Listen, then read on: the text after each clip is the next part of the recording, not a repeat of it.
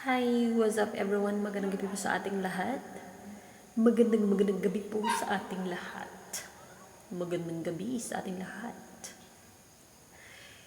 Guys, sino makarelate dito? Yung mga nanay ha. Bakit ganun no kapag ka nanganak na yung isang tao? Ganito talaga yung feeling no? Yung bigla ka lang nagagalit, tapos yung katawan mo parang bigla lang. Yes, yung parang bigla lang magbigat, lalo na kung morning, tapos hindi ka pa nakakain agad, tapos parang magkurog. Ang pangit sa pakiramdam, tapos yung tuhod mo parang nagakurog eh. Hindi ko talaga feel, bakit ganito?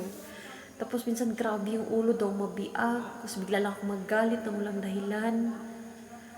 Then, yung stress minsan, kahit konting bagay, magagalit ka na lang agad. Tapos isa pa sa number one, napansin ko sa sarili ko, sobra talaga akong makalimutin ngayon, hindi ko alam bakit. Hindi naman ako ganito dati.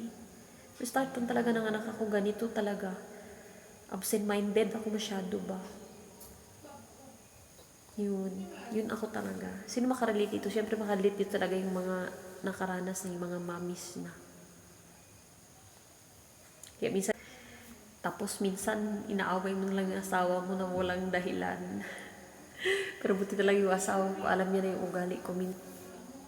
Minsan sabihin niya sa akin na, ano na naman problema ko. Parang, wala naman akong problema. Hindi ko alam, ganun talaga. Ganun talaga, kasi start kasi parang nandito sa atin yung depression. Hindi talaga nawawala yun. Pero, dasal lang talaga. Every time na makafeel ako ng mga ganyan, dasal lang talaga. Kasi, malakas tayo kay Lord. Nothing is impossible sa Kanya. Tinuod yun.